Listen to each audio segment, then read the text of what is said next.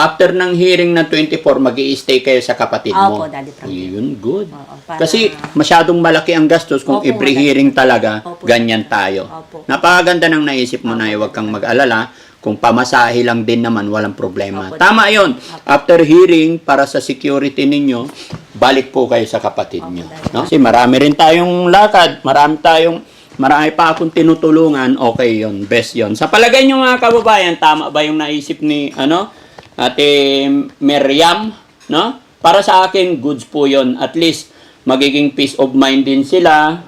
Ganon din sa atin, gaya sa sitwasyon ng Team Daddy Frankie, itong December talaga, fully booked talaga tayo. No? So, ate, ito, bigyan kita ng 10,000 ha? Para may pang-allowance kayo. Okay? 1, 2, 3, 4, 5, 6, 7, 8, 9, 10. Ano masasabi ni Rona ngayon? Thank you po na binigyan mo kami ng mamasahe po para matapos na po yung kaso ko. Salamat po, Daddy Frankie. Yes. Laban lang tayo. Gaya ng sinabi ko, hanggat kaya ni Daddy Frankie, andyan lang po ako. Hanggat nasa tama tayo, hanggat totoo yung mga sinasabi ninyo. Hi, good morning. Good morning po, Daddy Oh, Frankie. kumusta? Okay lang naman po. Kumusta si Rona? Okay lang po. Okay. So, napasugod kayo sa bahay? Napunta kami dito, Daddy Frankie, kasi may gusto po kaming hilingin sa inyo na sana po ay pagbigyan mo po kami, sir, na kami muna pong maglakad. Napag-usapan namin ng anak ko po na kami muna ang maglakad po sa hearing namin sa mga itong buwan na po, December at saka itong November, sir. Kasi nahihiya na po kami na kami ay lagi nyo po kaming sinasamahan. Kasi nakikita naman namin po, sir, na marami din kayong ibang tinutulungan. Kaya napag-usapan namin ng anak ko na kami muna po, sir. Pero ang inaano lang namin, Daddy Frankie, ay hihingi lang po kami sana ng konting tulong po ng financial para sa pagbiyahe namin po, Daddy Frankie. Para kasi tumawag po yung judge namin kahapon, Daddy Frankie. Oo. Napakasaya po na ibabalita namin sa inyo po na nakikita namin na talagang matutupad na po yung hinihiling namin na may panalo ang kaso. Kasi sabi niya po sa amin ay galingan po ni Rona na magsalita at saka ako po ang susunod, magkasunod kami sa isang araw na po, sa Daddy Frankie, para patunayan po na talaga po na si Rona po ay ama niya, Daddy Frankie. Okay. Kaya yung hinihiling lang namin po, Daddy Frankie, po ay financial po. Para itong November, tapos 3 January po, ang hearing namin, Daddy Frankie. Pagkatapos ng December 15, uwi din kami lang dito ng December kasi sabi ng asawa ko, Daddy Frankie, kung maaari dito rin mo kami magpasko. Okay. Sa January po, mayroon na naman po. January. Oo, Sa loob ng December, ilang hearing meron? 3 po, Daddy 3. Frankie. Kasi Itong na-cancel. November, Isa lang. Isa lang. Kasi Di ba na-cancel may yung 10? hearing tayo nakaraan? Opo, yung 10 po. Ano Na-cancel. nangyari doon? Eh, Para kasi at least alam din ng mga viewers. Ang nangyari po doon, Daddy Frankie, yung January 10, tapos na po daw yung statement ng mga pulis kahapon, nung January 10. Okay. Kasi nga Hindi, November 10. Opo, November 10 po yun. Pulis na lang po ang nagbigay ng statement po yung kay Rona. Kasi nga bagyo hindi kami nakapunta. Kaya pwede rin po daw yun. Okay lang po doon, sir. Walang problema. Okay. Kaya yung November 10, papunta na po sa December 10. Nalipat ng December 10. Kaya 3 po yung December 10, Daddy Frankie. 1, 10 at saka 15. Ngayong November, bukod November 10, wala nang kasunod? November 24 po, Daddy Frankie. Kaya, November 24. Ang So, plano babiyahe namin, na kayo? Bibiyahe kami mamayang gabi, Daddy Frankie. Para November 22, mag-stay muna kami sa kapatid ko para makapagpahinga ng konti, Daddy Frankie. Tapos sa 23, bibiyahe kami ng gabi. Para 24, makarating kami ng umaga doon. Kasi 4 hours yun, Daddy Frankie. Oh, very good. Oo. Mga last trip na siguro yung sa 23, Daddy Frankie, hahanap kami ng Florida ng last trip doon sa Ilocos, papuntang Cagayan. Tapos, mga, ano siguro doon, 5 hours kasi ang biyahe doon, sir. Stay na lang kami doon sa, ano, Florida, o ang sabi ko sa anak ko, o sa, mag-stay na lang kami doon sa loob ng mga Robinson, mag-stay hanggang mag-umaga doon. Pagkatapos noon, mga 6 o siguro maliwanag na naman noon, Daddy Frankie, punta na kami doon. Tapos anong oras ang hearing nyo? 8:30, Daddy 8:30, Frankie. okay. Nakausap namin yung judge kahapon, Daddy Frankie, kung paare, yan ang sasakyan namin papunta sa loob ng trial court kasi malayo pa doon, Daddy Frankie. Pababa kami doon sa pinuntahan natin. Pababa yun, diretso, malayo pa yun, Daddy Frankie. Sabi ko, kung pwede, ma'am, kayo na lang po ang sasakyan namin papunta doon kasi wala kaming service ngayon. Kaming mag-ina lang po, ma'am, kung maaari. Oo, mas maganda pa nga para safe kayo, sabi niya kahapon, Daddy Frankie. Okay, so kung yun ang napagdesisyonan nyo, walang problema. Total, mahaba pa naman yan. Opo, Marami Daddy pang hearing, no? Opo. At okay. Si Rona naman. Rona, kumusta ka naman? Anong Okay lang po. okay lang? Kumusta ang buhay? Okay lang naman po. Ano pinagkakaabalahan mo ngayon sa bahay nyo? Wala po, naglalaba lang. Naglalaba. Naglilinis. Si nanay, anong May pinagkakaabalahan nyo? alaga ako kamo.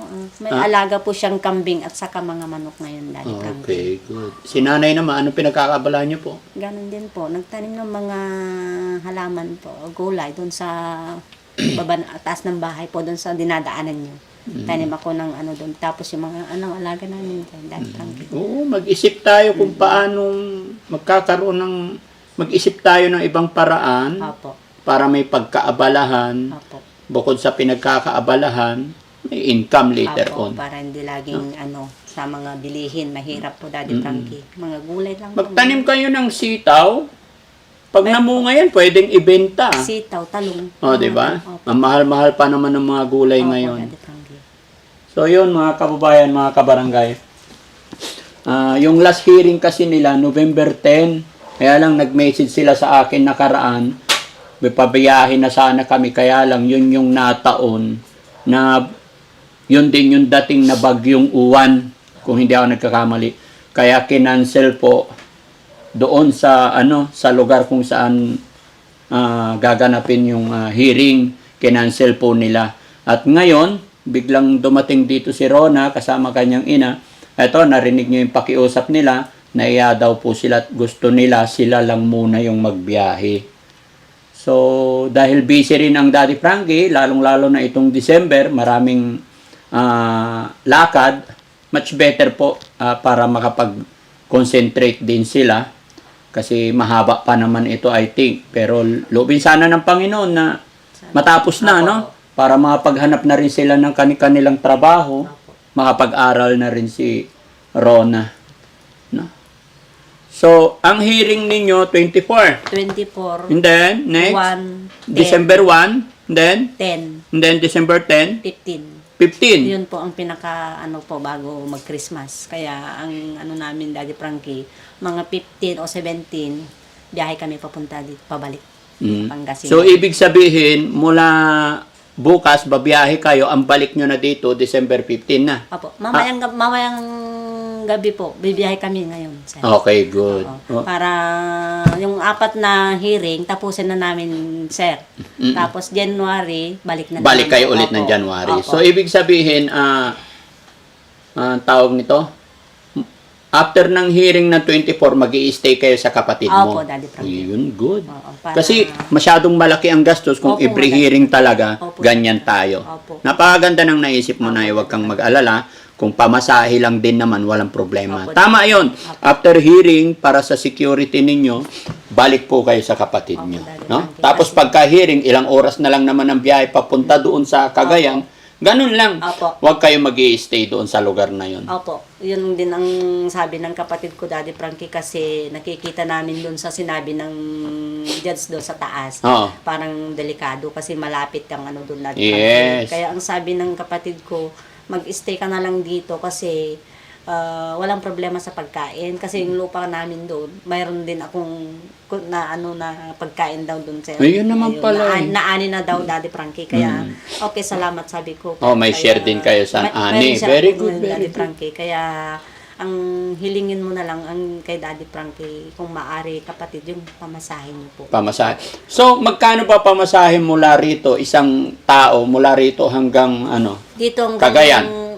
Hindi kami didiretso Daddy Frankie. Ngayon, Hindi, pag dito hanggang sa Cagayan, Oo. 1.7 Daddy Frankie. 1.7. Opo. Okay. Isang tao lang po yan. Isang tao. Opo. Hanggang dito sa Villas. Pero pag dito hanggang sa Ilocos, kasi Ilocos kami muna Daddy Frankie, 1.3. Mm. Kaya Oo. na- Doon sa kapatid mo, Opo. mula rito hanggang Opo. 1.3. Pero pag sa Ilocos naman hanggang sa Cagayan, 1.5. Mm. Ah, Opo, Daddy Frankie. Kaya sabi ko, mas mura kung kami na lang muna. Kasi pag tayo ay nakikita ko, Daddy Frankie, parang napakalaki ang gastos natin. Kaya sabi ko, naisip ko, Daddy Frankie, parang nakakaano na natin kay Daddy Frankie, nakakahiya anak. Sabi ko, itry muna natin na tayo muna magbiyahe. Punta tayo sa tito mo at tayo muna ang maglakad, Yes. kako, para baka mas safe pa tayo, sabi ko, Daddy Frankie. Oo, yun naman nga- talaga ang pinaka best talaga. Opo, kasi- Dahil may kapatid kang malapit doon, stay muna kayo doon sa kapatid mo. Opo, No? kaya- Total, hindi rin naman kayo mga pag-focus na maghanap buhay dito hanggat di natatapos yung hearing na yan. Pero Daddy Frankie, ang ano po yun, yung sa sulat po, paano po yun Daddy Frankie kung may dumadating na sulat? Ang sabi ng asawa ko, pag may dumadating, tanggapin na lang, Oo, tapos tanggapin i-message ng ko na lang asawa sa'yo, mo. picturein na lang, tapos Oo. i-send, puntahan mo na lang dun yung bahay sa yung papel para makita mo Daddy Frankie. Hindi, kahit hindi ko na makita, Basta isa kayo na lang lang sa naman, sa akin kasi, hindi ko na kailangan mabasa yung mga yan. Okay Daddy. Hindi na ako connected yan. Opo Daddy Frankie. Sa akin kasi, help ko lang kayo na makapag-travel kung ano yung pangailangan. Pero regarding sa kaso, hindi po ako kasali Opo. dyan kahit hindi ko mabasa. Opo. No? Opo. Walang problema doon. At saka yung sinasabi mo kanina na galingan lang, Opo. kahit hindi mo galingan yung pakikipag-usap eh. Opo. Ang akin lang, sabihin nyo lang yung totoong nangyari. Opo. Hindi na kailangan galingan ko to, mag-imbento ako. Opo. Hindi. Kaya nga po Daddy Pagdating Frankie. sa husgado, Talagang ang inaaral nila dyan, kung ano yung sasabihin mo, pinag-aaralan nila kung totoo yung mga sinasabi nyo. yung talagang nakalaan sa papel po. Oo, kasi gaya ng aking sinabi, hindi po ako nagtotolerate ng mali. Opo. Help ko kayo doon lang sa tama. Opo Daddy. Kaya kahit hindi nyo galingan, kahit paulit-ulitin nila yung tanong, kung ang ipinaglalaban ninyo dito ay yung pawang katotohanan lamang, Opo Daddy. hindi kayo magkakamali dyan. Opo. Dahil yun yung nangyari. Oo. Kahit saang anggulo nila simulan yung kwento, kung ang ikinikwento ninyo ay yung totoong nangyari talaga sa kanya Opo. at nanggagaling sa puso't isipan, hindi kanila malilinlang. Opo Okay? Daddy Frankie. O, ganun lang. At syempre, lagi kayong magdarasal. Ah? Opo, opo. Okay? So, yun mga kababayan, mga kabarangay, no? Palagay ko, okay din po itong naisip ng nanay ni Rona. Okay itong naisip nila para mas makatulong pa tayo sa iba. Magbibigay na lang muna ako ng pamasahe nila ngayon para ano, tsaka siguro mas mag-i-enjoy kayo pag nagbiyahe-biyahe, no? Oo, sir, kasi pagkatapos ng hearing Daddy Frankie, uwi na rin kami, makapagpahinga kami ng maayos dito Oo. sa kapatid ko. Oh, sige. 24, uwi din kami ng gabi. Oo. Di diretso ng tulog Daddy Frankie. Ano yung pera ko? Wala na. Okay.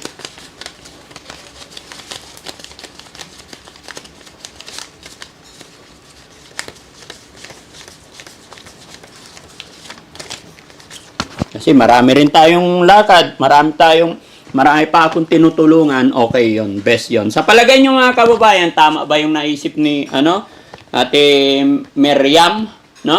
Para sa akin, goods po yon. At least, magiging peace of mind din sila. Ganon din sa atin, gaya sa sitwasyon ng Team Daddy Frankie, itong December talaga, fully book talaga tayo, no? So, ate, ito, bigyan kita ng 10,000, ha? Para may pang-allowance kayo. Okay? 1, 2, 3, 4, 5, 6, 7, 8, 9, 10. Ano masasabi ni Rona ngayon? Thank you po na binigyan mo kami ng pamasahe po para matapos na po yung kaso ko. Salamat po, Daddy Frankie. Yes. Laban lang tayo. Gaya ng sinabi ko, hanggat kaya ni Daddy Frankie, andyan lang po ako. Hanggat nasa tama tayo, hanggat totoo yung mga sinasabi ninyo. No? Tandaan nyo po yan. Si Daddy Frankie, tumutulong lang po ako sa tama at hindi sa mali. Okay? Ano masasabi naman ni Nanay? Mo, Daddy Frankie, napakalaking tulong po yung binigay nyo sa amin na pabalik-balik na pamasahe sa hearing namin. At maraming salamat po, Daddy Frankie. Sana po ay patuloy po pa rin kayo nandyan. Iingatan nyo yan, ha? Apo. Ingatan nyo, baka pag biyahe-biyahe kayo, tulog-tulog kayo, tapos wag yung parang shopping, yung pasyal-pasyal lang, hindi. Apo. Focus kayo pag kayong dalawa lang, no? Apo. Laging magtabi sa upuan, huwag kayong papayag na hindi magkatabi. Baka masilisihan kayo sa bus. Alam nyo, December, pagpasok ng December, o basta pagpasok ng Ber, yung mga salisigang, yung mga pickpocket, yung mga mandurukot, yan. Sumasabay yan sa peak hour, sa rush hour. Pag pumunta ka sa SM, akala mo safety ka na, mag-iingat pa rin kayo. Once na may dumikit sa'yo, hindi na normal to. Apo. Namimili ka dyan sa Divisoria, kahit saan. Once na may sumagi dyan sa braso mo, guys, tandaan nyo rin po ito. Bear time. Apo. Alam ng mga tao, alam ng mga alam po ng mga mapanlinlang na bawat tao, this coming December especially, ang tao, bawat tao may pera. Kaya, paalala ko lang po sa inyong lahat, napakarami pong pickpocket, mandurukot. Once na namimili ka kahit sa palengke, kahit namimili ka lang ng isda sa palengke, once na may sumagi, bumangga, dumikit, sabihin mo sa sarili mo, lagi nyo tatandaan, hindi ito normal. May kakaiba to. Unless yung dumikit, kakilala mo. Pero namimili ka sa normal na araw, normal time, may sumagi, dumikit sa'yo, oops, makiramdam ka na. Hindi lang December, hindi lang Ber. All the time. Dahil maraming mapanlin lang. Kaya mag-iingat po kayo. Diba? Baka mamaya kakain kayo sa kantin. Gugulat kayo. Oops, kayo lang. Maya may dumapo na 6, 5. Malay nyo magkakasama yun. Madudukutan kayo. Kaya mag-iingat kayo. Ha? Napakahirap kitain ng pera. Apo. Hawalan kayo ng pamasahe. Okay? So, yun lang. No? So, yan mga kababayan, mga kabarangay. No? Maraming salamat po. At ito po yung update ko sa inyo about kay Ate Rona at Ate Miriam. No? Na sana malagpasan pa rin nila. At wag po kayong mag-alala. Hanggang ngayon ay nakamonitor pa rin ang Team Daddy Frankie.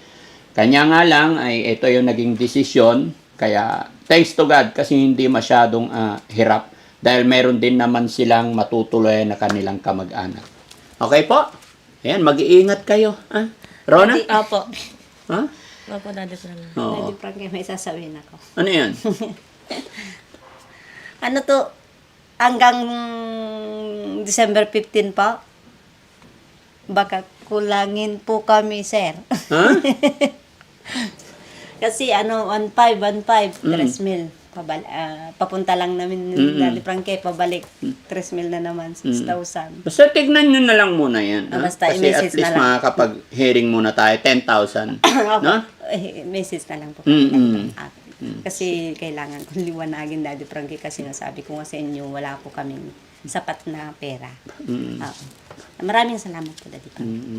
Sige. Basta mag-isip, gaya ng aking sinabi, huwag tayong mag-focus sa isang bagay. Apo. Mag-isip din tayo ng paraan, paano tayo maging busy, paano tayo magkaroon din ng income. Apo. Lagi nyo pong tatandaan, ang tinutulungan ni Daddy Frankie, hindi lang po iisa. Apo. Napakarami nyo po. Apo. Kaya nga sinasabi ko sa inyo, hindi ko naman sinabing ampun ko na kayo. Apo, Ang Daddy. sinasabi ko sa inyo, tutulungan ko kayo sa abot ng aking makakaya. Maraming salamat. Kaya sana, kung ano man yun na ibigay ko sa inyo, ay pasalamatan natin. Opo, Daddy Frankie. Na? Maraming salamat. Pasalamatan natin lagi. Opo. Be contented sa lahat ng bagay. Opo, Daddy. At lagi tayong magpapasalamat sa mga blessing. Opo, Daddy Frankie. The more na nagiging kontento tayo kung ano meron tayo, the more na nagiging masaya tayo sa ipinagkakaloob ng ating Panginoon, mas uulanin tayo ng blessing. Opo. Pero kung ano man meron tayo, ay nagrereklamo tayo sa mga bagay-bagay, lalayo ang grasya. Opo, Daddy Frankie. Okay? Maraming Ah, salamat. sige. Salamat. Ingat kayo. Rona, ingat ka. Ha? Opo. Lagi kang magpipray. Opo, Daddy Frankie. Okay, sige. Maraming salamat Okay. Anong sinakyan nyo papunta rito? po. Motor po, Daddy Frankie. Nakamotor kayo. Very good. Sige. Ingat kayo. Sige. Ayun, sabi ko nakasara. Bye-bye po. Oh, sige. Ingat kayo, ha? Opo. Okay. So, yun mga kababayan, mga kabarangay. Ano ba yun? Salamat po. At nakatulong na naman tayo. At parang maganda rin po yung sinabi ni ate na humingi na sila na lang muna mag-commute. Dahil mas gusto nilang mapagsarili mag-ina. Dahil sabi nila sa akin, narinig nyo, tutuloy na lang sila sa kanilang kapatid doon sa kung saan malapit. No?